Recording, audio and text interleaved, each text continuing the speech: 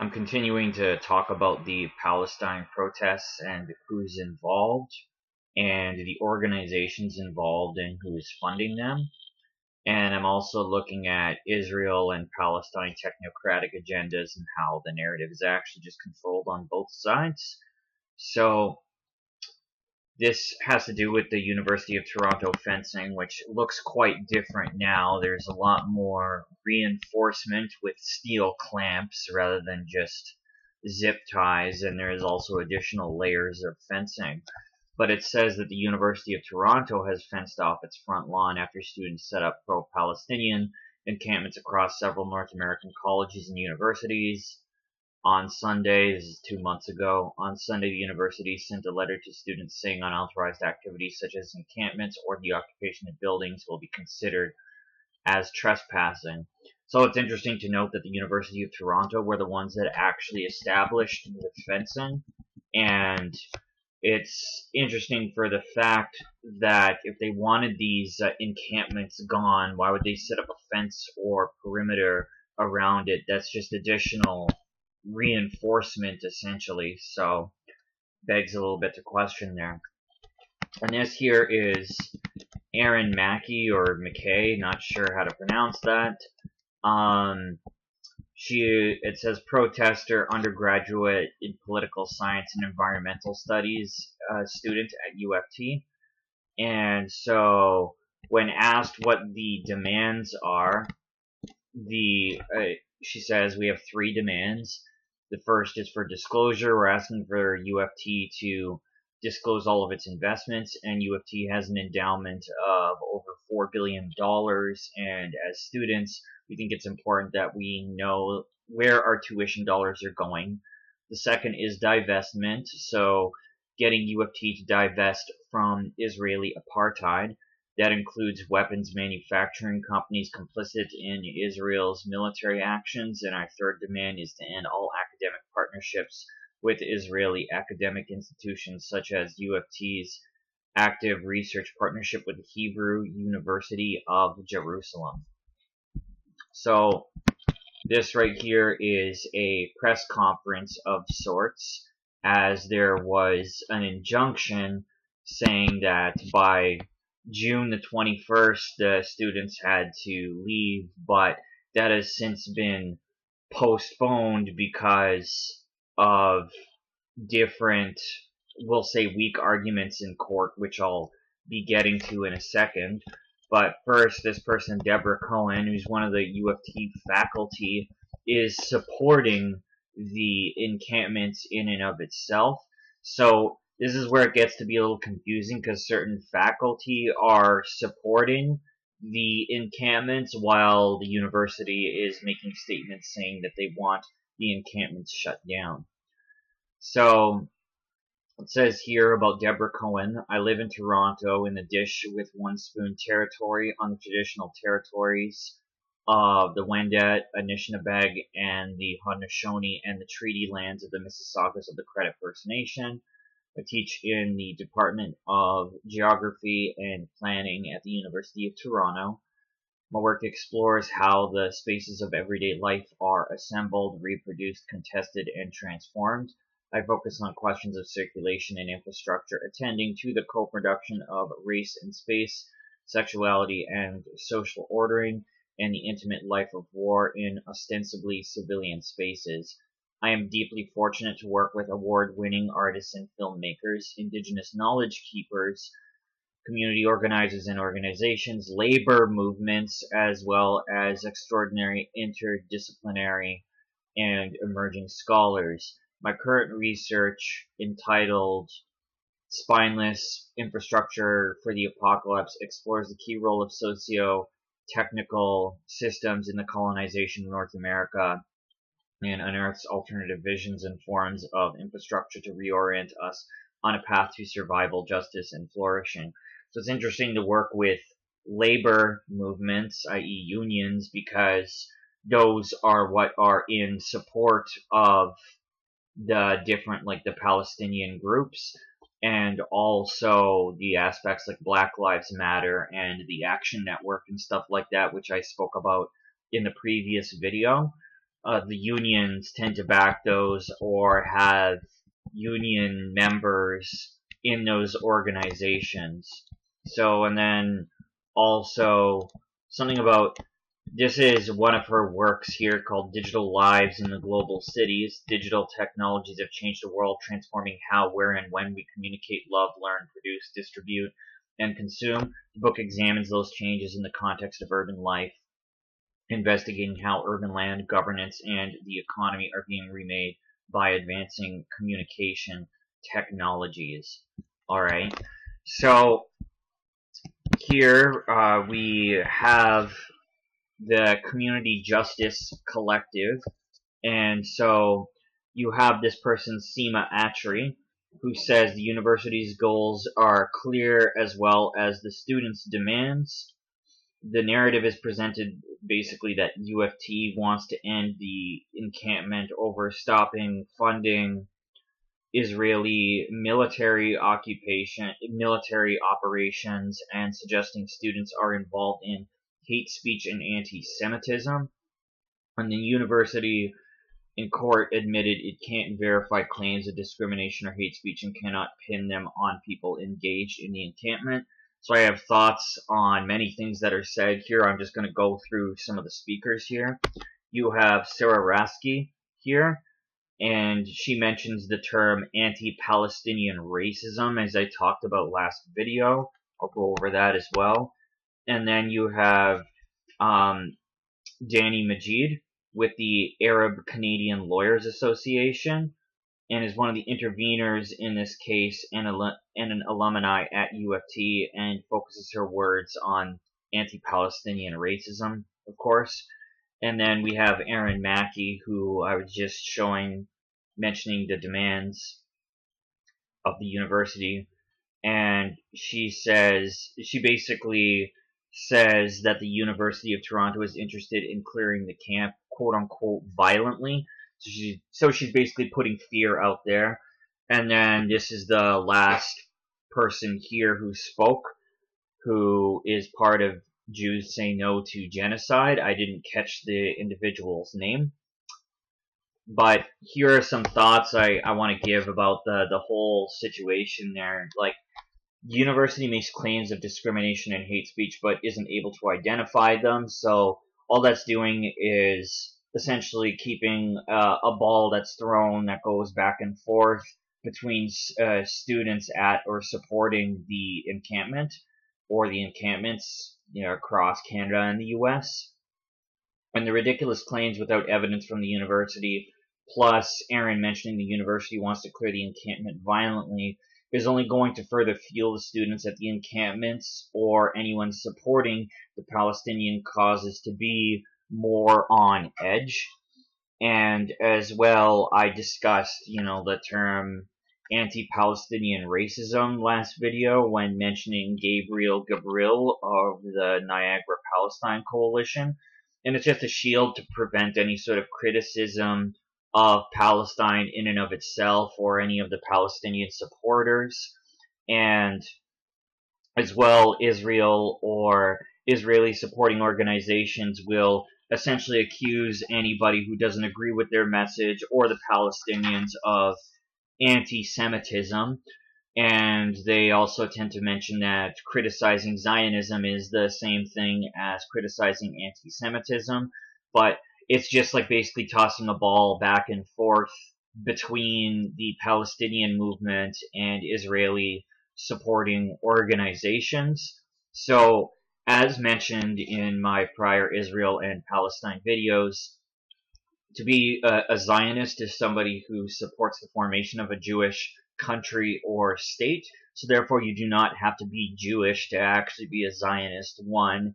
And two, the term anti-Semitism is also inaccurate because a Semite is somebody who speaks Hebrew, Arabic, or Aramaic. And I think other languages are classified in that category too. So Jewish is not a language. And then also, as for the whole anti-Palestinian racism, that's just a term that is used in order to stop people from criticizing that movement in and of itself or any of the Palestinian causes, which, like like I had explored in my prior video, the standardization organizations, which have to do with forming the technology and the regulations behind the technology involved in the biodigital convergence. You have a blockchain technical committee, and then you have a cybersecurity technical committee, right? And one of them is led by Germany, one of them is led by the Australian Standard Organization, but both the Israel and Palestine Standardization Organizations sit on both of those technical committees together. So they are both working on the same agenda. And as well, just to kind of take things a step further here, the most senior members of Hamas, right, which advocate for a one-state solution and eradication of Israel, essentially, they were created by Israel, which is a very similar story to how Al-Qaeda was created by the CIA. And it was done so through laundered Qatar money. And what we can see is that the Prime Minister of Qatar over here is part of the Al Thani family, and the Al Thani family in Qatar, right? The most senior members of Hamas are part of the Al Thani family. The Al Thani family also created Al Jazeera, which is the Qatari news outlet, and as well a large portion of members of that family sit on Georgetown University Qatar's board. So these were covered in prior videos, so I'll leave links to those videos and also some links from those videos in and of itself. So this is the CJC, which is what Sima Atri is a part of. That was the first speaker, and it says that it was founded in 2020 to support the groundswell of community organizing that arose in response to this particular thing, which I can't say the name of because I want this video to remain on YouTube. And it says, we received inaugural seed funding from the Harvard Law School's Public Service Venture Fund, and the CJC is funded by a combination of foundations and grassroots supporters. You say so. Our members have experience in a range of practice areas, including human rights, housing, criminal, administrative, and charter litigation.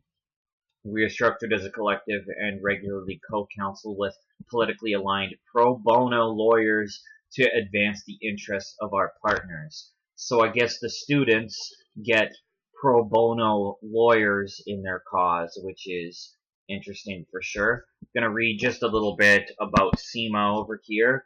Lawyer and organizer with experience working in Toronto, Boston, New Orleans, and St. Louis, alongside movements fighting worker exploitation, unjust immigration systems, and state violence by police and the broader criminal legal system. She's consulted with social movements across North America on legal interventions, and her work has included spearheading civil rights lawsuits in U.S. federal courts to challenge pretrial detention, providing legal support to a successful campaign to close a notoriously abusive jail, and advancing the rights of tenants to take collective action. She graduated from Harvard Law School in 2015 and moved back to her hometown in Toronto in 2019. And in Toronto, she worked for a human rights law firm and as criminal duty counsel before starting CJC at the start of the sham. So, moving forward here to the Anti-Defamation League. So, the Anti-Defamation League was created as a civil rights advocacy group in 1913. Its historical primary focus has been fighting anti-Semitism. Once again, if you say so. And in this vein, the ADL has received criticisms that it applies a double standard in its analysis of anti-Semitism by focusing its efforts against political conservatives. It's also been criticized for aligning with left-leaning groups such as Black Lives Matter movement, whose membership has espoused anti-Semitic and anti-Israel rhetoric. Yeah, so Black Lives Matter stands on the same side as Palestine. However, once again, this kind of thing about anti-Semitic and anti-Israel rhetoric is just more social engineering, having to do with protecting Zionists and Zionist organizations and that kind of a thing. And of course, it's interesting because ADL, the Anti-Defamation League, supports Black Lives Matter, and Anti-Defamation League supports Israel, but Black Lives Matter supports Palestine. So this is kind of, sort of like how the freedom movement have different groups that support different ideas and sometimes stand in the middle between certain organizations. It's not much different in the quote-unquote political left, if you will. So the ADL has taken a number of partisan political positions that conservatives argue misuse the organization's nonpartisan watchdog history and inappropriately place the organization at odds with politically conservative American Jews. For instance, the ADL has taken a number of notably left-leaning positions on Israel-related issues, often siding with the left-leaning J Street organization. So, Sigmund Livingston created ADL in 1913 with a $200 sponsorship from the Independent Order of B'nai B'rith. Livingston created the organization in response to pervasive anti-Semitism in American culture at the time. So, B'nai B'rith, I had already gone over in a prior video, but I'll give a brief re-explanation. B'nai B'rith was started out as a Masonic lodge and then evolved into kind of like a public relations firm, or I'd just call it a social engineering firm, because they're just one of the many organizations that shield Israel and anybody criticizing Israel as anti-Semitic and saying that anti-Zionism is the same thing as anti-Semitism and more of that kind of nonsense right there. So yeah, it's interesting that ADL was formed as a result of money from B'nai B'rith, basically what started out as a Masonic lodge. And then you have, like in 2017, what happened was, just let me scroll here. In 2017, the organization acknowledged that it received a number of contributions from major corporations such as JP Morgan, Apple, Uber, and MGM Resorts, in addition to a $1 million contribution from the CEO of 21st Century Fox, James Murdoch. Identified foundation contributors to ADL come from a variety of backgrounds. Many specialize in Jewish religious and civic interests. Notable foundation funders have included the left-wing Ford Foundation and the Adelson Family Foundation of conservative casino magnate Sheldon Adelson. So the Ford Foundation also is responsible for being behind different Palestinian causes as well. And J Street is something that has taken funding from George Soros as well. So you can see that the Ford Foundation and George Soros have controlled the narrative on both sides, is what I'm essentially getting at here. So I'm going to move forward a little bit and talk about the John D. and Catherine T. MacArthur Foundation. And it's also known as the MacArthur Foundation. It's the 12th largest foundation in the U.S. in 2014 with total assets over $6 billion.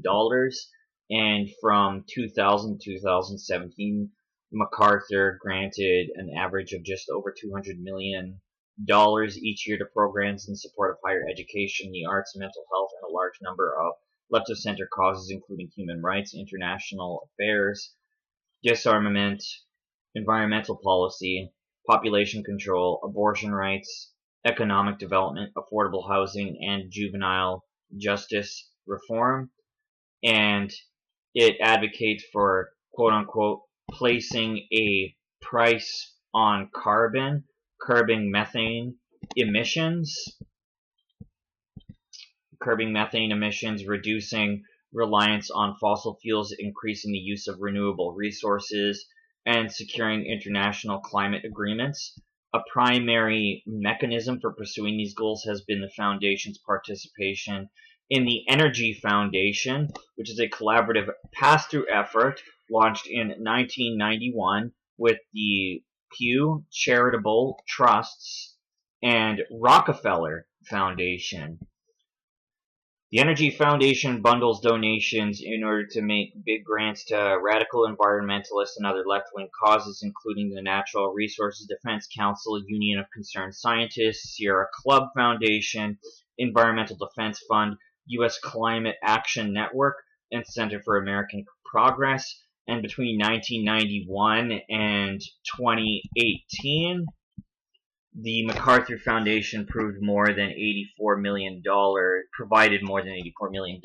to the Energy Foundation.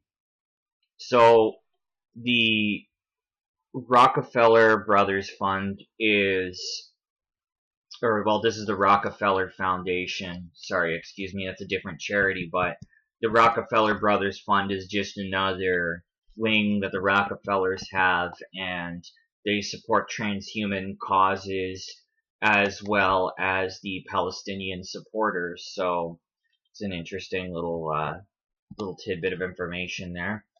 And it says that in June of 2021 that the Biden administration announced a program to combat rising gun violence and violent crime using a collaborative composed of government and nonprofit organizations funding community violence intervention measures. And the MacArthur Foundation was reported to be a funder of the collaborative, along with California Endowment, the Annie E. Casey Foundation, Ford Foundation, Joyce Foundation, and Kellogg Foundation. Other foundations funding the initiative include the Kresk Foundation, Arnold Ventures, the Immersive Collective, and the Heising Simons Foundation, George Soros' Open Society Foundations, and the Charles and Lynn Shusterman Family Philanthropies. CBI strategies act as an alternative to heavy-handed policing by focusing its efforts on the minority of citizens who are perpetrators or targets of violent crime. CBI treats violence as a communicable disease rather than a violent crime and attempts to stop the quote-unquote spread of violence. In 2013, Scardino was made a board director of Twitter, and Scardino was a practicing lawyer from 76 to 85, publisher of the Georgia Gazette from 78 to 85, and president of North American Operations, and then CEO of the Economist Group Limited from 85 to 96. So, the donation recipients include Amnesty International USA, the Anti-Defamation League Foundation, and Mayors on Smart Crime, as well as Tide Center, which is just another Soros outlet. So, some thoughts here. So I mentioned the Energy Foundation before. It's funded by the MacArthur Foundation, which ends up providing funding for the Sierra Club, and the Sierra Club is funded by something called Cultures of Resistance, which we'll be looking at later. And Cultures of Resistance provides a large amount of funding to the Palestinian causes. So then you could see that the Sierra Club funds this organization, which, you know, is in line with the Anti-Defamation League, and then they also fund Cultures of Resistance, which has to do with the Palestine causes. So, and then, of course, the Sierra Club has its funding provided to it through the Energy Foundation. So it's easier if I were to draw a picture. However, this is kind of like the money laundering circle of how that works there, essentially, in order to control both sides of the narrative.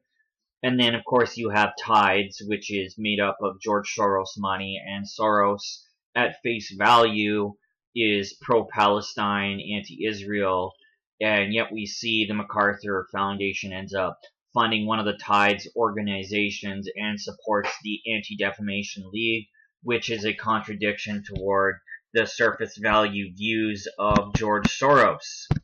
So, I'm just going to move forward and talk about President John Palfrey of the MacArthur Foundation. He's which is one of the largest philanthropies with assets approximately $7 billion with offices in Chicago, New Delhi, and in Nigeria. Well-respected educator, author, legal scholar, and innovator with expertise in how new media is changing learning, education, and other institutions. And he's demonstrated a commitment to rigorous thinking, distribution, and creative solutions, often made possible by technology, accessibility of information, and diversity and inclusion. And he has extensive experience in social change, spanning the education, nonprofit, and philanthropic sectors. And prior to joining the foundation, he was head of school at Phillips Academy, Andover, the only school of its kind to maintain need-blind admissions. During his tenure, the number of faculty members of color doubled and the student body grew more diverse. He oversaw the creation of the Tang Institute at Andover, which seeks to reform and democratize excellent teaching and learning. And of course, well, that's pretty much it for this guy right here. And he has a background in, as well, the tech industry, as well as we can see here. And I'll be talking a little bit more about the biodigital stuff closer toward the end of the video. And we could see that this person here, Stephanie Belrose, who's one of the members of the board of directors, corporate philanthropy and governance professional, served as a senior managing director at TIAA and head of the TIAA Institute, where she led a team of focused economic research and effectiveness of nonprofit and educational institutions. And she was the founding president of the Goldman Sachs Foundation, which is one of the Palestine supporting organizations as well. So that's once again an example of the narrative controlled on both sides. President of the Goldman Sachs Foundation and legal counsel and program officer at the Andrew Mellon Foundation. Trustee for numerous organizations, including the John S. and James L. Knight Foundation, Association of Black Foundation Executives, Hispanic Scholarship Fund, Payden and Rigel, and she's a member of the Independent Directors Council, where she sits on the Diversity Working Group charged with accelerating equity and inclusion in the investment company field. She co-founded and serves as board vice president of the Steve Fund, a nonprofit promoting mental health of young people of color. So, and she was elected to the board in 2021. So then you have something called Stand With Us, which is an international education group that was founded in 2001 that focuses on promoting Israel to the public. And of course it opposes the Boycott, Divestment, Sanctions movement, BDS. And Boycott, Divestment, Sanctions is all over the universities and essentially is kind of like the large umbrella for the Palestine supporting causes in and of itself. So essentially, you have the Anti-Defamation League in B'nai B'rith on one corner supporting Israel, and then in the other corner you have the Boycott, Divestment, Sanctions, which is pretty much the umbrella that has a large portion of organizations involved in the Palestine side of supporting things. And it says here that Stand With Us is an international education group that focuses on promoting Israel's side of the story to the public, college, university, campuses, library, and media through brochures, speakers, conferences, and missions to Israel. And it contends that anti-Zionism is the modern manifestation of anti-Semitism. So once again, just more social engineering. And then, of course, in the last video, I spoke about Westpac, which is the Westchester People's Action Coalition, how they support boycott, divestment, sanctions, and of course, their funders would include the Cultures of Resistance Network, the Lynn Handelman Charitable Foundation, otherwise known as the Left Tilt Fund, and then, of course, you have Open Society Foundations, the Rockefeller Brothers Fund, which also support transhuman causes, and the Sparkplug Foundation, Tides Foundation, more George Soros, and then, of course, the Violet Jabara Charitable Trust, which I'm looking at right now. So, it's founded in 2007 by Linda K. Jacobs. The trust is named after her mother, Violet Jabara Jacobs, who founded the Jacobs Family Foundation in 1988, volunteered with the American Friends Service Committee, and supported economic and educational development in Lebanon. The Jabara Charitable Trust supports a number of left-of-center causes, including abortion rights organizations like Planned Parenthood, Federation of America, and groups supporting the boycott, divestment, and sanctions movement to delegitimize the state of Israel, such as the Westpac Foundation, like I said. And, of course, we're going to just move forward here. The Violet Jabara Charitable Trust, once again, was founded in May 2007, and it was founded by Linda K. Jacobs, and it's named after her mother. And the mission is twofold. The mission of the trust is twofold, as it said, to help improve the lives of the people in countries in the Middle East and to foster greater understanding in Middle Eastern culture and the U.S. So grants were awarded in 2021 and 2022 to Jewish Voice for Peace, the Near East Foundation, and of course as well Tides Foundation, which we can see right over here for the Palestine Legal Chicago for producing report.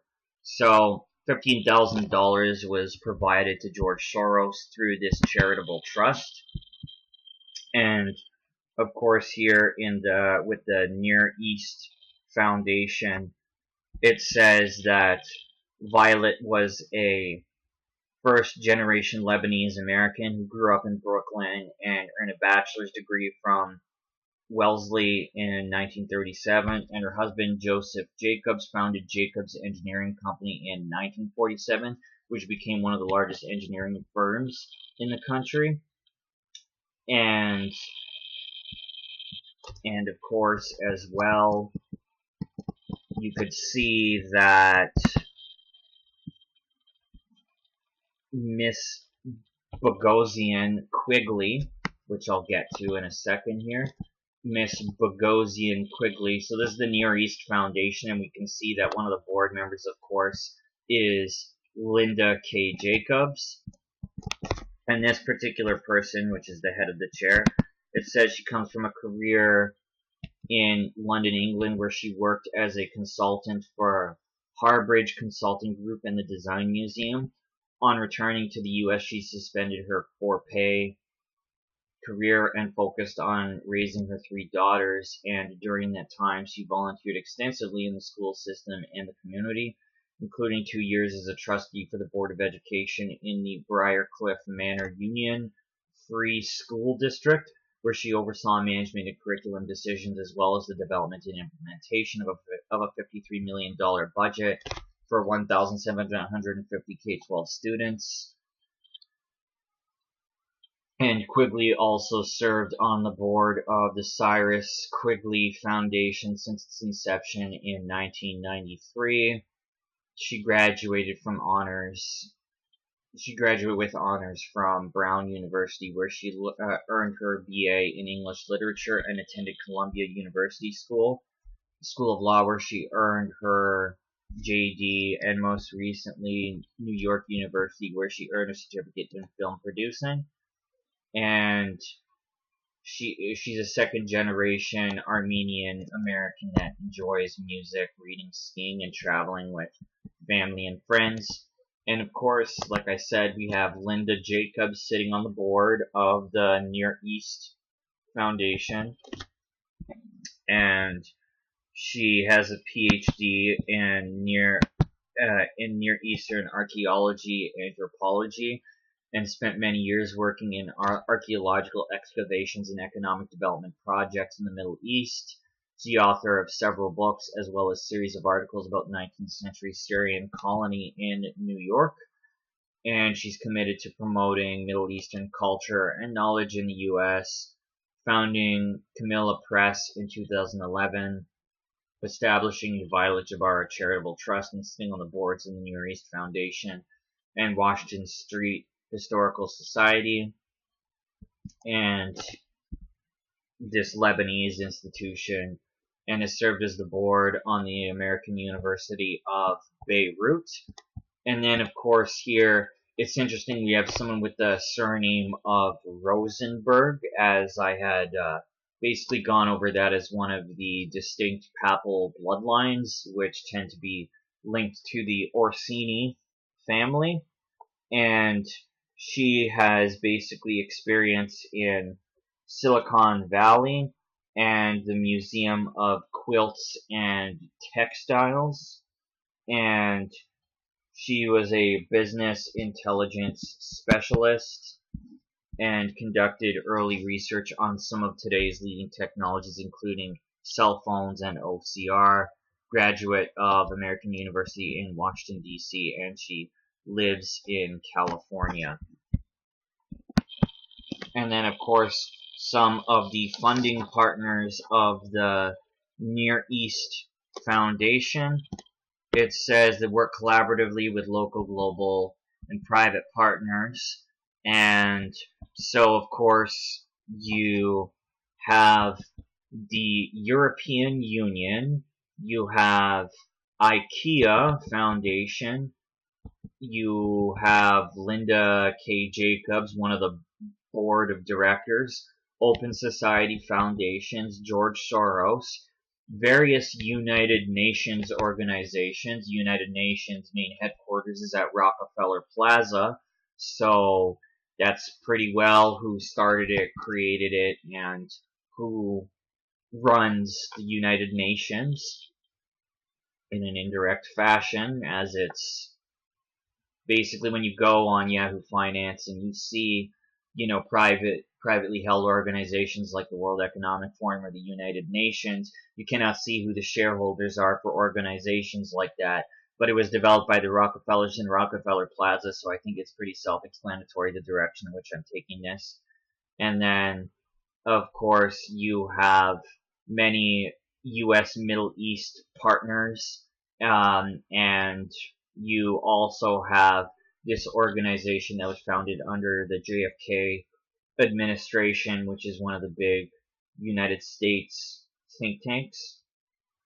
So now to move forward and talk a little bit about the Ford Foundation. It is, for much of its history, the largest foundation in the U.S., though it has been passed in recent years. As of December 2014, it possessed assets of $12.5 billion, and the foundation has been a major force in American culture, and because of its size, has given a great deal of money to left and center-left organizations since its founding. More than any other foundation, the Ford Foundation in the 60s created the notion of the action-oriented foundation dedicated to addressing major social problems. And when the Ford Foundation flowered into an activist, socially conscious philanthropy in the 60s, notes Manhattan Institute fellow Heather McDonald, it sparked a key revolution in the foundation worldview. the idea that foundations were to improve the lot of mankind not by building lasting institutions, but by challenging existing ones. So, and then of course, some of the organizations that the Ford Foundation funds include the American Civil Liberties Union, Amnesty International USA, the New Israel Fund. It funds Rockefeller Brothers Fund, of course, and Tides Foundation. So that just complicates the money laundering circle a lot more. And we can see exactly what the Ford Foundation is all about. And of course, then you have the Lynn Handelman Charitable Fund, which is also known as Left Tilt Fund, which is an Oakland, California grant-based grant-making organization that supports a broad group of left-of-center advocacy organizations. Foundation gives to labor union-aligned worker centers, artistic organizations, radical environmentalist groups, and groups aligned with the anti-Israel boycott, divestment, sanctions pressure campaign. So it also supports a number of far left groups through grants and disbursements. An archive of its website indicated that its grant-making areas include civil liberties, prisoners and ex-convicts' rights, support for racial minorities, radical environmentalism, left-wing economic and housing policy, activist arts programs, labor union agendas, and far-left international outreach.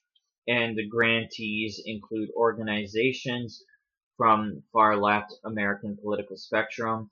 In 2017, the group made grants to the Anti-Police Terror Project, Alliance for Global Justice and Critical Resistance, and in 2016, Left Tilt gave support to the Project on Youth and Non-Military Activities, a left-wing organization dedicated to reducing enlistments in the United States military. And it's notable for funding organizations that are involved in the boycott, divestment, sanctions pressure campaign, which seek to delegitimize the state of Israel. And in 2017, he made grants to Jewish Voice for Peace, Middle East Children's Alliance, aka MECA, and both groups, of course, support boycott, divestment, sanctions activities. So, and it also has funded the Westpac Foundation. So now I'm going to go over very briefly the New Israel Fund. The New Israel Fund is a left-of-center grant-making nonprofit which supports left-of-center social goals related to Israel. The organization refers to the Israeli Declaration of Independence as a philosophical foundation. It's legally based in the U.S., but primarily focuses on developing Israeli civil society. And it has founded and funded more than 900 Jewish organizations with over $300 million around the world since its founding in 1979. It's generally supportive of the Israeli state, but takes left of center to left-wing view on most political issues in Israel, including advocating for a two-state solution and opposing Israeli settlement in territory claimed by the Palestinians. So, two-state solution versus one-state solution essentially means both Israel and Palestine existing, whereas one-state solution means eradicating either Israel or Palestine.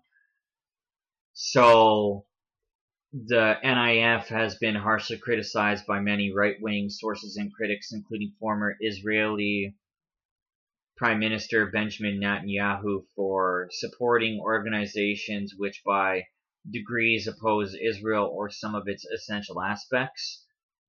NIF has consistently defended its grants by advocating for pluralistic voices in Israeli society, though it has on a few occasions ceased funding groups, for instance, for supporting BDS of Israel. And from 2003 to 2013, the Ford Foundation actually gave $40 million to Israeli nonprofits through the NIF. And as well, it has received funding from the Leak Tag organization, not really sure how to pronounce that one, the Lisa and Douglas Goldman Fund, and the Alan B. Slivka Foundation, Everett Family Foundation, Annenberg Foundation, and the Jewish Woman of Palm Beach, and former New York City Mayor Michael Bloomberg. And as well, you have additional funding from the Feuerdahl Foundation, the Ford Foundation, the Left Tilt Fund, Schwab Charitable Trust, and Sparkplug Foundation. Schwab, as in Klaus Schwab, the head of the World Economic Forum. So you have the Sparkplug Foundation here, which is a left-wing grant-making organization that assists startup and smaller left-of-center groups, and it has provided support to anti-Israel groups such as the BDS movement. Razmi Odeh, who I mentioned in my last video, a terrorist convicted by Israel for involvement in 2 bombings in Jerusalem. And the foundation also is given to many pro-illegal immigrant groups that oppose the enforcement of immigration laws and support drivers' licenses for illegal immigrants and endorse a path to citizenship for illegal immigrants. It gave $11,400 to Al-Shabaka, which is the Palestinian Policy Network, in 2018. Al-Shabaka claims that Israel illegally annexed Jerusalem and that other nations need to pressure Israel to not annex more land. Al-Shabaka opposed the Trump administration's decision to move the U.S. Embassy to Jerusalem because it, quote-unquote, encourages Israel to continue its annexation and colonization of Palestinian land. Between 2006 and 2011, the Arab American Action Network received $20,000 from the Sparkplug Foundation, and in 2004, the AAAN brought on Razmi Odeh as the organization's associate director. Odeh was a member of the terrorist organization Popular Front for the Liberation of Palestine and was convicted of participating in 2 Jerusalem bombings in 1969. One of the bombings resulted in the death of 2 Hebrew University students and injured 9 other people. AAAN has supported the BDS movement, compared Israel's treatments of Palestinians to apartheid, and implied Israelis murdered their way into the homeland. And in 2011, the Sparkplug Foundation gave $10,000 to Global Exchange. The same year, Global Exchange hosted the Move Over APAC event, and with left-wing groups such as Code Pink and the U.S. campaign to end the Israeli occupation. The event sought to expose the American Israel Public Affairs Committee's negative influence on U.S. foreign policy. Global Exchange has labeled Caterpillar a corporate criminal for selling the Israeli military bulldozers and supported BDS activism targeting Caterpillar. And the Sparkplug Foundation gave $4,000 to help promote the International Jewish Anti-Zionist Network's publication, The Business of Backlash, the attack on the Palestinian and other movements for justice. Left-wing organizations that contributed to the report directly and indirectly include Al-Ada New York, Center for Constitutional Rights and National Lawyers Guild Free Palestine Subcommittee. And the report characterized Razmi Odeh, which is the terrorist that I mentioned, as a Palestinian human rights and community activist. The report also called the left-leaning Anti-Defamation League an agent of the Zionist backlash. The report detailed funders of pro-Israel organizations and recommended how anti-Israel groups such as BDS can push back against them. And, of course, Jewish Voice for Peace, a nominally Jewish anti-Israel group, received $7,000 from the Sparkplug Foundation, and it supports JVP supports BDS, and of course opposes the Anti-Defamation League. And then, of course, the National Students for Justice in Palestine got $7,600 from the Sparkplug Foundation and has over 200 chapters on campuses across the U.S. and assists the BDS movement. And the group claimed Israel uses apartheid policies and is engaged in military occupation and colonialism in Palestine. And then the Sparkplug Foundation gave the School of the Americas Watch Educational Fund $5,860 to expose the contemporary Israeli role in U.S.-backed militarization and state violence in the Americas. Further, the grant provides funding to advocate for an end to the U.S. support for such Israeli programs. So, of course, as well, it gave $10,000 to the Columbia County Sanctuary Movement to launch a family preparedness plan and Know Your Rights campaign. Goal of these campaigns is to provide illegal immigrants with resources to avoid immigration and customs enforcement. Advice includes not answering the door if ICE comes, remaining silent, and never signing forms from an ICE officer. And then, of course, the new energy economy as well. What happened was $15,000 was given by the foundation in 2018 to families for freedom to produce materials to help illegal immigrants avoid deportation, and Families for Freedom describes itself as an anti-deportation organization. The group has called President Trump a fascist compared to how Trump refers to customs and border control, and ICE to Adolf Hitler's use of the SS, and claimed Trump was encouraging violence toward minority communities. And as well, it has given $10,000 to Food Chain Workers Alliance, and as well, Youth Texas has received $10,000 from them, and so on and so forth.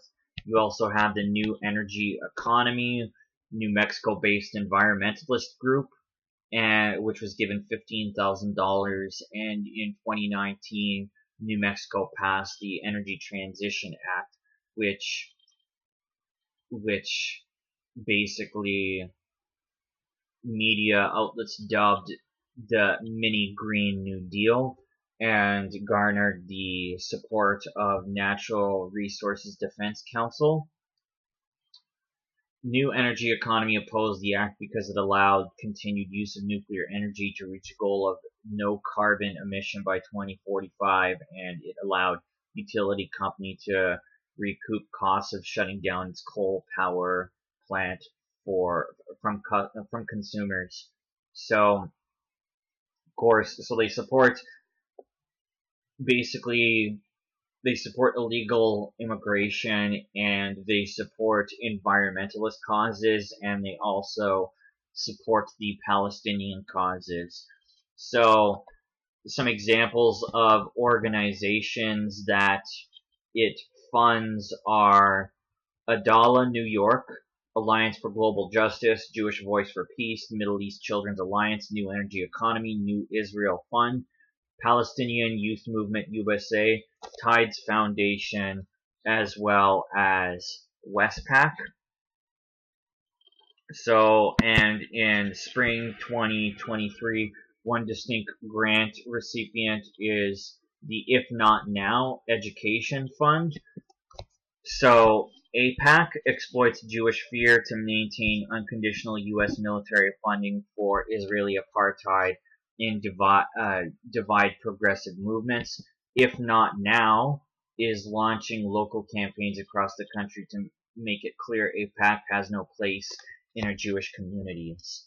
So, of course, this is just another anti-Israeli organization that this is just another organization. This fund, is supported by the Sparkplug Foundation in order to combat Israel, essentially. So that's what AIPAC is. I'm going to talk a little bit about the American Israel Public Affairs Committee. It's a bipartisan Jewish lobbying group which works to create strong relations between Israel and the USA, and as well it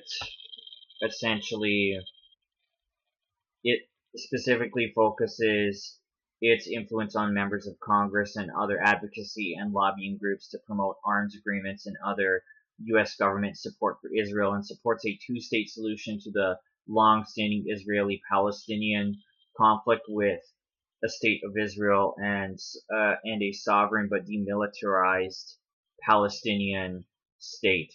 So I accidentally ended up closing the link, but I'll leave it in the description. I'm still just going to read what I have here. It was originally named the American Zionist Committee for Public Affairs, but changed its name in 1959. And it was created in 1954 to combat anti-Israel pressure in Congress and the United Nations after Israeli military engaged in a reprisal attack against Palestinian civilians. The attack and other Israeli military and political action caused the president at the time, Dwight Eisenhower, to hold up aid to Israel. And AIPAC's most important policy objectives relate to Israel's partnership with America, preventing a nuclear Iran, and negotiating a two-party solution to the decades-old Palestinian-Israeli conflict, which benefits Israel. And one of AIPAC's most popular lobbying efforts is a trip to Israel for freshman members of Congress. AIPAC defends the trip as part of educating members on what Israel faces in Palestinian terrorism, but critics argue that the trip is a one-sided propaganda affair, and the radical anti-war BDS supporting anti-Israel group Code Pink filed an ethics complaint against AIPAC over the trips, claiming that the trips should count as a gift to members. AIPAC often provides guidance and direction to pro-Israel groups. However, it faces competition for left-of-center Jewish support from the group J Street, which we'll be looking at next. It opposes Netanyahu's policies and aligns with the American political left. J Street's annual revenues average approximately $3 million. An op-ed in Jerusalem Post stated that J Street's opposition to Democratic policy presidential candidates speaking in favor of Netanyahu at the 2020 AIPAC was not impactful, and that J Street is too small to compete with AIPAC's overall influence. Howard Kaur has been AIPAC's executive director since '96 and has worked for the organization before that. His father was a Holocaust survivor who fought in the Israeli Defense Forces, and most of Kaur's career has been spent in Jewish lobbying groups. Kaur has earned more than $1 million from AIPAC in 2018, and in 2018, Kaur's mention of a two-state solution for peace between Israel and Palestinians at AIPAC's annual conference led to criticism in some politically conservative Jewish circles. Despite the two-state solution being a long-standing part of AIPAC and U.S. policy, Kaur did not mention it in his address to the 2019 AIPAC conference. So now looking at J Street, it's a left-of-center lobbying organization focused on Israeli-American relations, and the group has explicitly founded to provide an outlet for left-wing Jews who did not feel represented by other Jewish advocacy organizations, and has generated a great deal of controversy and is routinely accused of undermining the state of Israel. And following the attacks on October 7th, 2023 in Israel from Hamas, the organization released several statements denouncing the attacks and advocating for the release of hostages while supporting efforts to resolve what it calls the Israeli-Palestinian war. And in 2008, J Street was launched by Jeremy Ben-Ami, a policy advisor in the Clinton administration, and Daniel Levy, who had worked as an advisor to previous Israeli cabinet ministers and had worked as an author of the Geneva Peace Accord. Ben-Ami started the group as an alternative to AIPAC, which has received support from the American Republican politicians in addition to Democratic ones. And it has a left-of-center approach and is critical of Benjamin Netanyahu. And as a result, the group itself presents itself as an alternative for Democrats who have grown uncomfortable with both Netanyahu's policies and the conservatives flocking to AIPAC. So the group has received startup funding from Deborah Cohen, who was a board member of left-of-center group Democracy Alliance at the time. The group has received funding from George Soros, and in 2010, J Street and Ben-Ami faced criticism for attempting to imply that J Street did not receive funding from Soros. In fact, the group had received roughly 1/3 of its revenue in its 2008-2009 fiscal year from George Soros. So it's engaged in lobbying to support interests between liberal Americans and left-of-center Israelis and to promote a two-state solution to the Israeli-Palestine conflict. And as well, following the 2023 attack, I just lost my place momentarily. So, of course, Ben-Ami had tried to basically deny that he had received funding from Soros, yet he had received large elements of funding from Soros. And following the 2023 Hamas terrorist attacks against Israel, J Street had released several statements denouncing the violence committed and supporting the release of all hostage, but also supported the de-escalation of regional conflict as well as a resolution to the ongoing war. And several statements also criticized the rise in anti-Semitism, stating all Palestinians cannot be held responsible for the actions of Hamas or other Palestinian groups, nor can all Jewish people be held responsible for the actions of the state of Israel. And of course, here is a list of criticisms.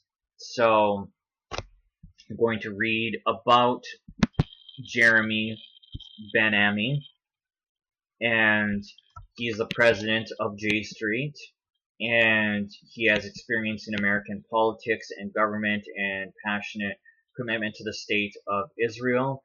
His family connection to Israel goes back 130 years to the first Aliyah, when his great-grandparents were among the first settlers in Petah Tikva. His grandparents were one of the founding families of Tel Aviv, and his father was an activist and leader in the Irgun, working for Israel's independence and on the rescue of European Jews before and during World War II.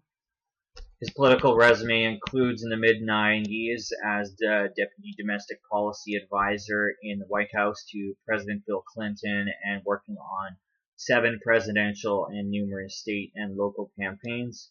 He was Howard Dean's National Policy Director in 2004 and helped manage a mayoral campaign in New York in 2001 and New York City.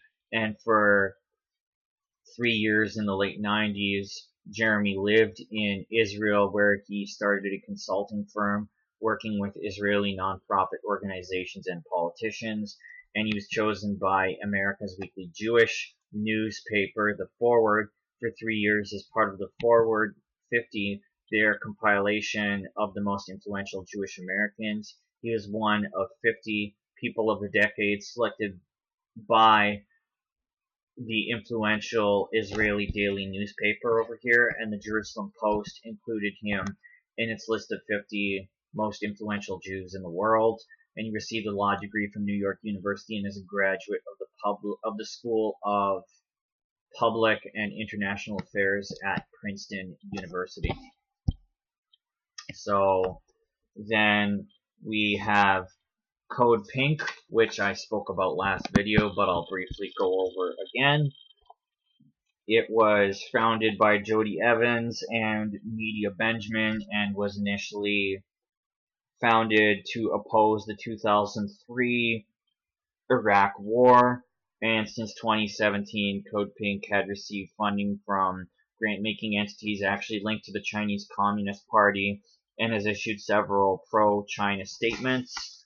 And it also systematically denies China's oppression toward different ethnic minorities such as the Uyghur Muslims. And it's interesting that it's funded by the Cultures of Resistance Network, which I mentioned, as well as the Tides Foundation. So now to go over the Cultures of Resistance Network. It supports the BDS movement, the Boycott, Divestment, Sanctions, and as well it has provided funding to them as well as to Code Pink, and as well it basically funds anti-war, left-of-center social change groups, environmentalist, gun control, and local policy organizations, and it funds various organizations, and at least 10 of its projects support Palestinian projects, and its funding supports groups in 5 different areas, and it says that urgent action funding goes to causes which the network views as those must be solved immediately. Funding goes to a number of human rights groups and causes as well as 2 which are anti-Israel and climate change alarmism, as it describes. So, as well, the IRLE is Cultures of Resistance Network's founder and primary funder, and she also uses the network network's resources to assist with other projects. Dozens of groups have received direct funding from Lee due to network staff and advisors' research and recommendations. And like the network's financial support, many of the projects support human rights, while others are radical left-of-center climate change and culture initiatives. And she continues her film work, making short and full-length documentaries of a variety of public policy and cultural issues internationally. Many of her films have featured the Freedom Flotilla and a radical pro-Palestinian group which has tried to run an Israeli blockade of the Hamas-controlled Gaza Strip. And a 2010 incident led to the deaths of 9 activists at the hands of Israeli military. She was married to hockey film and environmentalist enthusiast George Gunn III until his death in 2013, and she spent decades in the film industry and supporting left-leaning human rights groups such like Amnesty International, Doctors Without Borders, as well as Greenpeace, which is another Soros-funded organization. And of course, donation recipients here include Adala, New York, Al-Ada, which is the Palestinian Right to Return Coalition, Code Pink, Democracy Now! Productions, and as well, there are several of them. So Greenpeace, Jewish Voice for Peace, Middle East Children's Alliance, aka MECA, and National Students for Justice in Palestine, Westpac, and the Wildlife Conservation Society. She's a Brazilian of Korean descent and activist and filmmaker, founder, director of Cultures of Resistance Network. So that's just some visual aid to see this particular person. And the amount of groups that are supported are numerous here. Like I had mentioned some of them. And then of course Amnesty International is listed there as well. And of course there's the Free Palestine movement. There is also the Green Belt Initiative, or the Green Belt Movement, excuse me. Greenpeace, Institute for Middle East Understanding, Middle East Children's Alliance, Norman Finkelstein, and several other groups with Palestine in its name. And now I'm going to move on to talking about the Firedoll Foundation, private family foundation, founded by community activists and liberal donors Sander and Faye Strauss. The foundation supports a number of left-of-center advocacy organizations, largely funded by the Strauss Family Trust, and provides grants to groups that engage in community development and entrepreneurship, as well as those working on immigrant issues, human rights, environmentalism, and far-left policy toward the Middle East. And it reports grant-making money to a wide variety of organizations like Defenders of Wildlife and the Multicultural Institute, supports a number of pro-Palestinian and anti-Israeli advocacy organizations like the Palestinian Children's Relief Fund, which has ties to the Holy Land Foundation, which is an organization alleged to have funded the organization Hamas.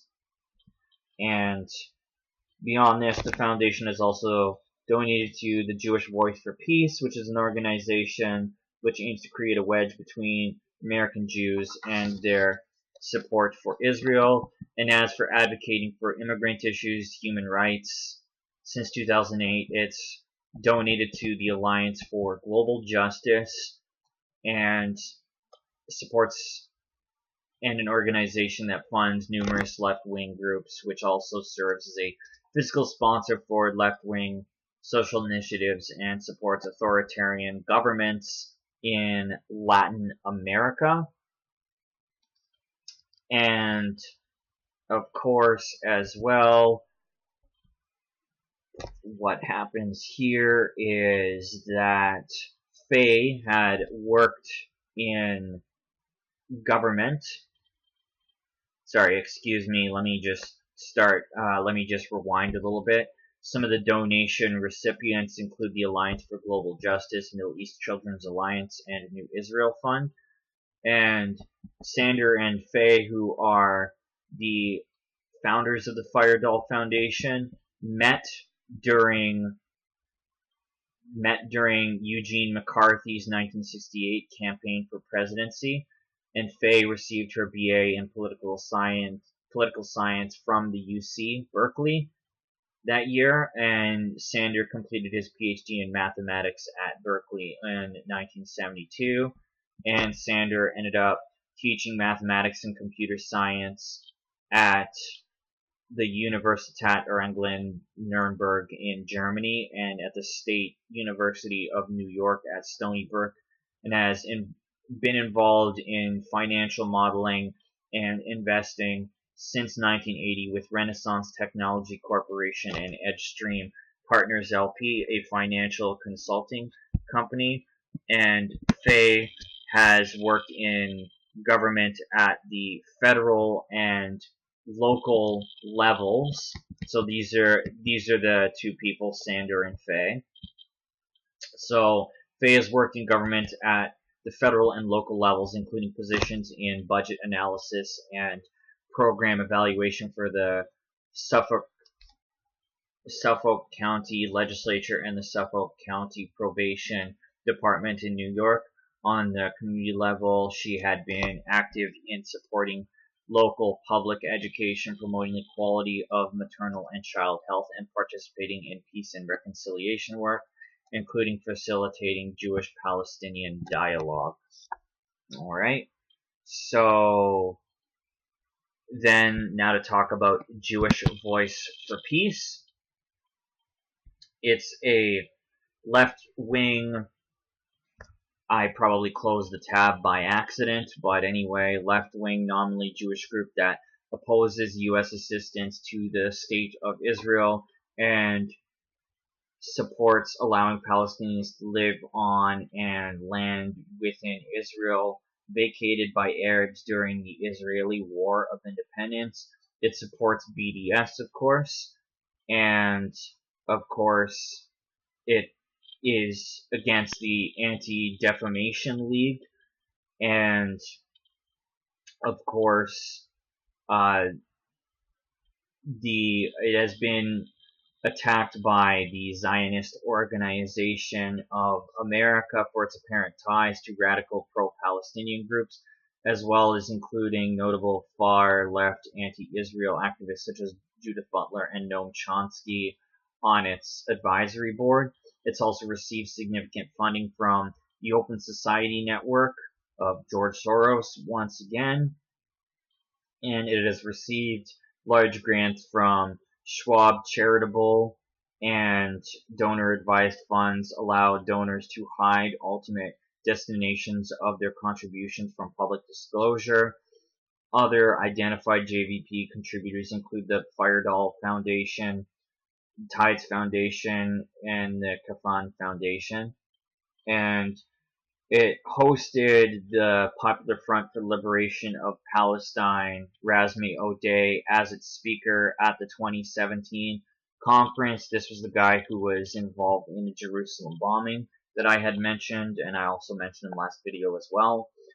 Funders include the Cultures of Resistance Network, the Rockefeller Brothers Fund, Sparkplug Foundation, and Viola Jabara Charitable Trust.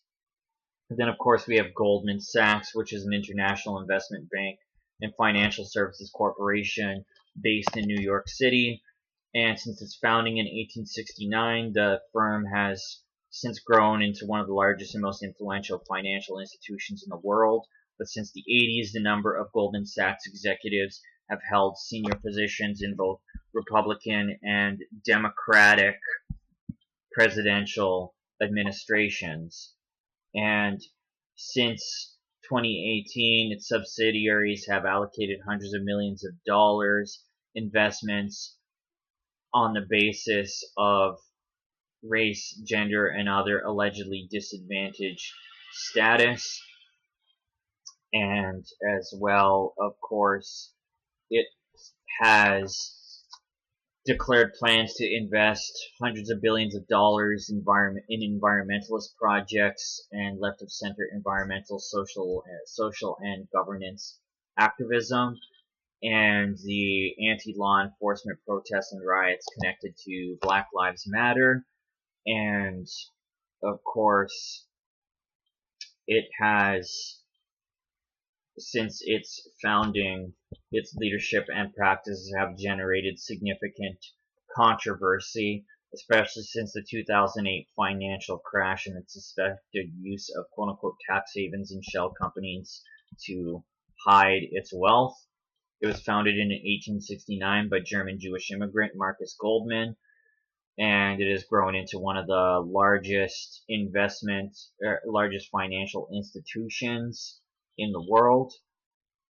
And David Solomon is its chairman and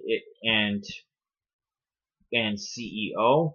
He joined the firm in 1999, and rose to its presidency in January 2017 and assumed his current position in January 2019.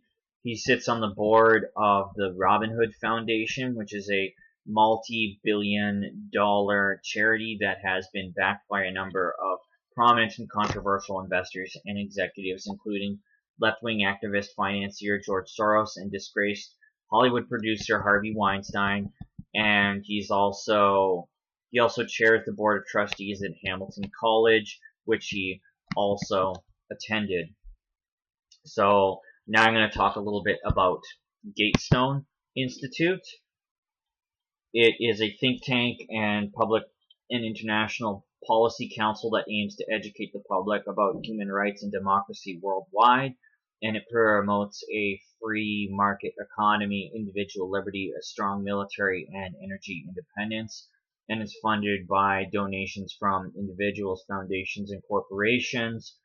While Gatestone Institute does not disclose its donors, tax filings confirm donations from the Middle East Forum, the Mercer Foundation, and the Donors Trust. So, Middle East Forum, $1.1 million in 2013. Mercer Family Foundation, $200,000 2017. And in 2019, $110,000 from the Donors Trust. You have Nina Rosenwald, who's the founder of Gatestone Institute, and she sits on the board of Human Rights in China, the Middle East Forum, the Committee for Accuracy in Middle East Reporting, the National Committee on American Foreign Policy, and the Institute for National Security Studies. She's a member of the Council on Foreign Relations and Board of Regents of the Center for Security Policy, and a former member of the National Board of the American Israel Public Affairs Committee. And then, of course, somebody who is promoted on here is Alan Dershowitz, who is a defense attorney, author, and professor at Harvard Law School. And in 1983,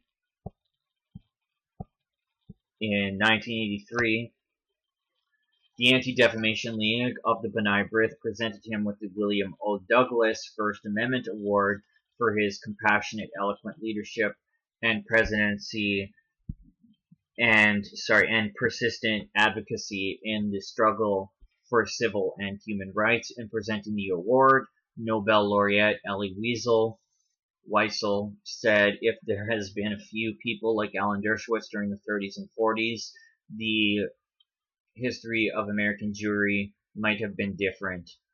He has been awarded the honorary Doctor of Laws degree by Yeshiva University, the Hebrew Union College, Monmouth College, and Haifa University. The New York Criminal Bar Association honored Professor Dershowitz for his outstanding contribution as a scholar and dedicated defender of human rights. So we can basically see that B'nai B'rith largely supports him.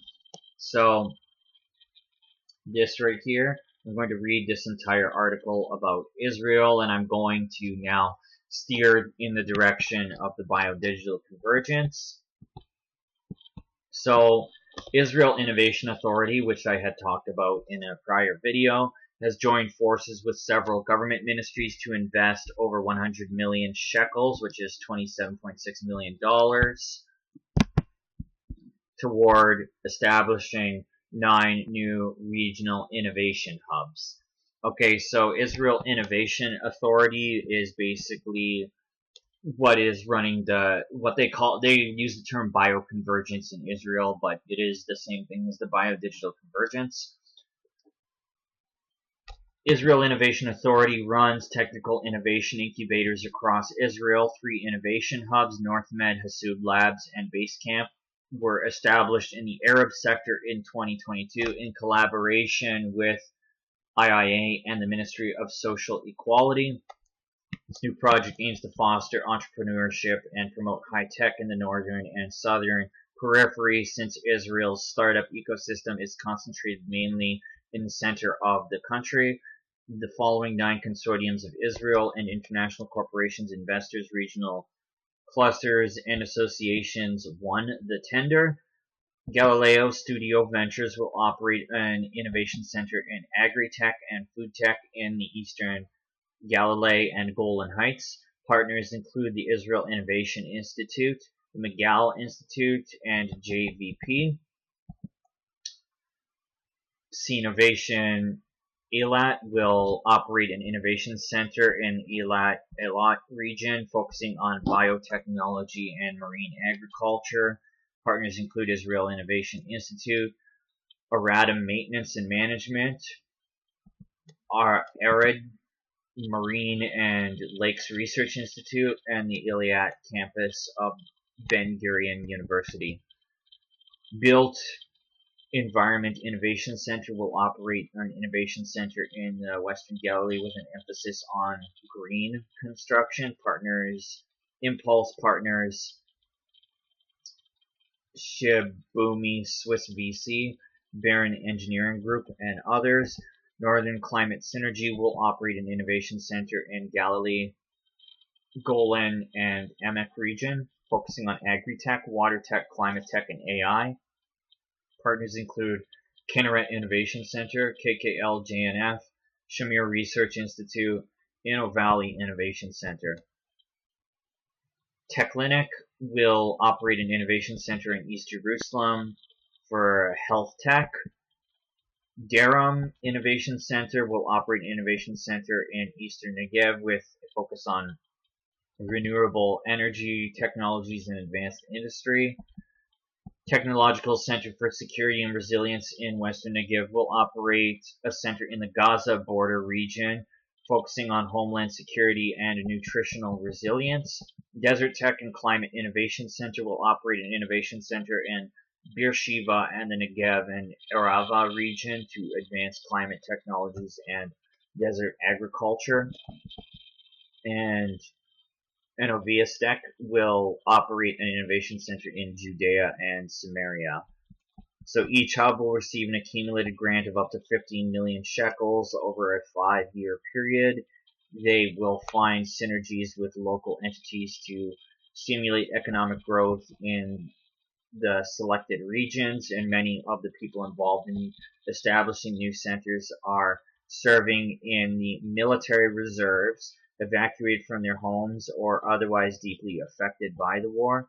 One of the future hub CEOs from Kiryat Shimona near the Lebanese border wrote to the Israel Innovation Authority that he received the good news of winning the tender under rocket fire.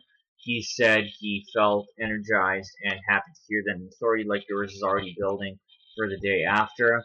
And Ministry of Innovation and Science said the significance of establishing innovation centers is partially crucial at this time. Israel's advantages in science and technology are harnessed to promote a better humanity while our hostile enemies surround us, embracing the opposite. Innovation centers from Kiryat Shimona through the Gaza border region to Eilat, they reflect the beautiful face of Israeli society as a whole, now reaching its ultimate pride and readiness for the new peaks that will come forth at the end of the war. Right, so basically the whole war, if you will, is used as an excuse for there to be development of different green technology, smart infrastructure, cybersecurity, 3D bioprinting, synthetic biology, and all kinds of different aspects of the biodigital convergence. While we're just looking at Israel's side of this, we will get to Palestine's side of this in particular. So just want to mention one of the partnerships with Canada that the Israel Innovation Authority has. Israel Innovation Authority OCS, America Operations, was established in 2013 in order to initiate and develop partnerships with Canadian counterparts at the provincial and federal level, as well as with stakeholders in the private sector. Our activity aims to complement the offering of the Canada-Israel Industrial Research and Development Foundation. We provide partner matching services as well as access to joint funding mechanisms dedicated to the development of business-driven partnerships of Israel and Canadian-based companies through joint innovation projects. These programs reduce the risks taken in international R&D ventures, research and development ventures, while creating new business opportunities. So then, this is the Disruptive Innovation Program. Offers individual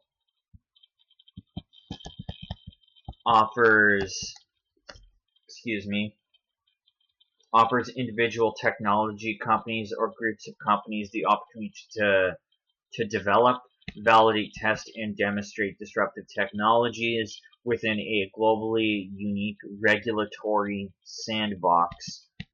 Main objectives are: first, in human bioconvergence regulatory sandbox, and then providing a complete solution for the entire value chain by enabling realization of global market opportunities that are difficult to implement due to regulatory barriers, lack of regulation, or inability to integrate different companies and technologies. Contributing to the development of an Israeli technological ecosystem, providing participating companies with a competitive advantage for accelerating their entry into global markets after the program, and increase the number of early stage investments in sectors where there are not enough specialists or sector VCs. And then, of course, you have EU Horizon, European Union Horizon. So, European Union Horizon, the EU Horizon 2020 seeks to create collaboration in areas of research, development, and innovation between Israeli and European entities from industry, academia, research institutes, and public and private organizations.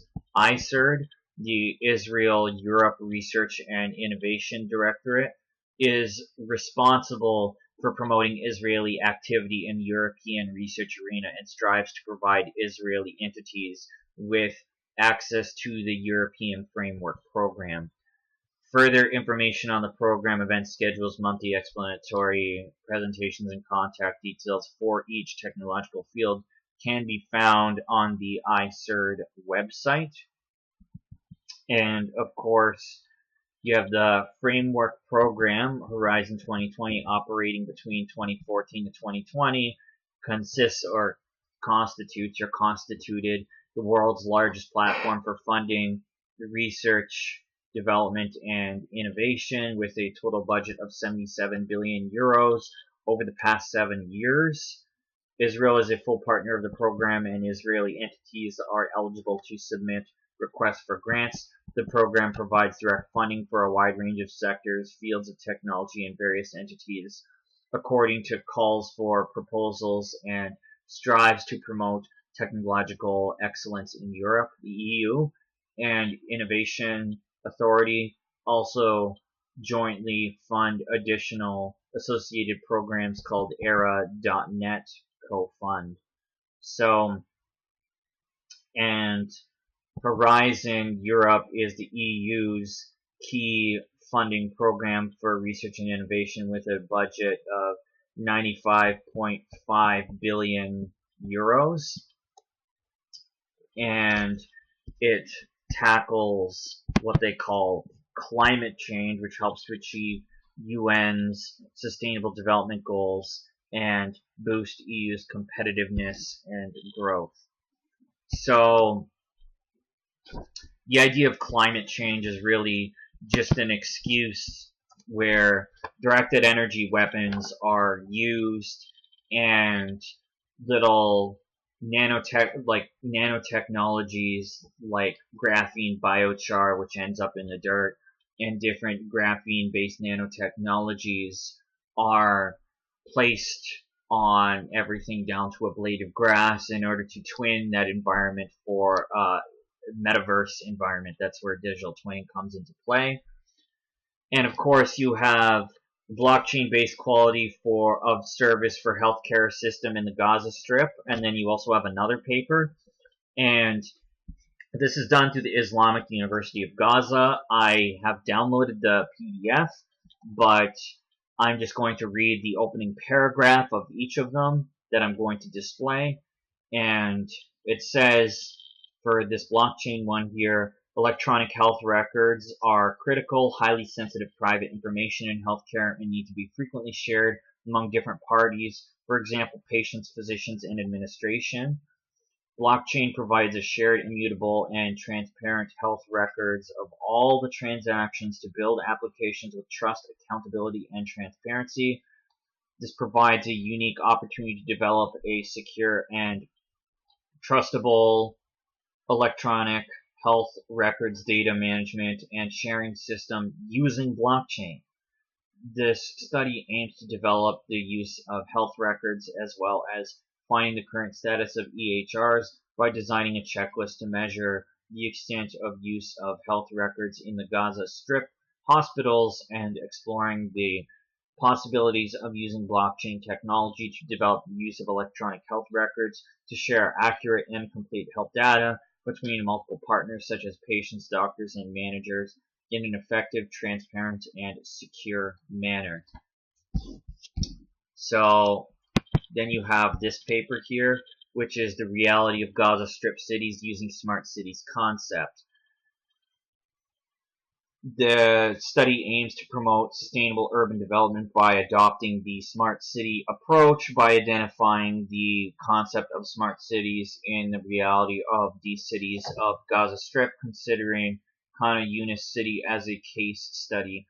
It also focuses on formulating a future vision using geographic information systems and building information modeling using current city data and plans. For this purpose, a checklist is designed to investigate the current reality of Khan Yunis towards the concept of smart cities. It consists of two parts. The first one includes the demographic data, while the second part includes 9 axes: the availability of institutional infrastructure, availability of physical infrastructure, availability of social infrastructure, economic infrastructure, smart and availability of smart management components, use of smart cities tools, and achievement of cities 3D goals, evaluation, the level of use of GIS, BIM in decision supporting, as well as assessing the degree of challenges per event, transforming towards the smart city approach. Checklist analysis reveals that Khan Yunis has a 41.7% of the characteristics features of the smart city and needs further improvements in all axes, especially the availability of social and economic infrastructures. Thus, the study recommends training the existing cadres to enable them to use GIS, BIM technologies to transforming to smart cities. It also recommends that society be educated and equipped to ensure that it receives and uses all these things in order to achieve the goal of improving the quality of life and facilitating the daily lives of people. So there were 2 different people that were prominent in these papers here, and there are various others that they have. So this person here of the Islamic University of Gaza, working in the Department of Geography, he has 14 publications, and they all have to do with either smart infrastructure, AI, green technology, and or the blockchain. So, and then you have this particular person as well here, who also is part of the Islamic University of Gaza and works in the Department of Civil Engineering and is a professor of geomatics. He is the head of the Environmental and Civil Engineering Department, and his research is to enhance sustainable development using GIS and BIM techniques through 3D smart city modeling. And he received his education at Cairo University in surveying and geodesy. So his whole work consists of smart infrastructure, blockchain, facial recognition, and GIS means geographic information systems. So, and then of course, like I mentioned, this is the blockchain committee of the International Standardization Organization, and then you also have the IT department as well, and cybersecurity, and both the Israeli and Palestinian standardization institutions sit within these technical committees. So what I'm getting at is that the destruction along the Gaza Strip benefits both Israel and Palestine, as they are both equally involved in smart infrastructure. And of course, the idea of the Palestine encampments all over different universities is just simply to create civil unrest.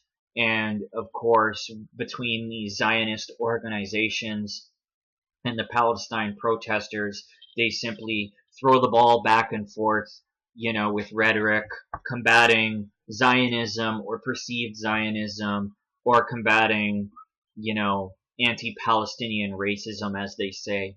So, all in all, it's just this whole war in and of itself is designed to create civil unrest across the world, and also as an excuse to install that smart infrastructure, because that smart infrastructure would be installed through, if martial law was to be called to deal with the civil unrest. And then, of course, like I've mentioned, both Israel and Palestine, like Israel Innovation Authority, as well as the Islamic University of Gaza, are just as much involved in installing smart infrastructure, especially along the Gaza Strip. So the narrative is always controlled on both sides, and that is all. So thanks everybody for watching. Take care.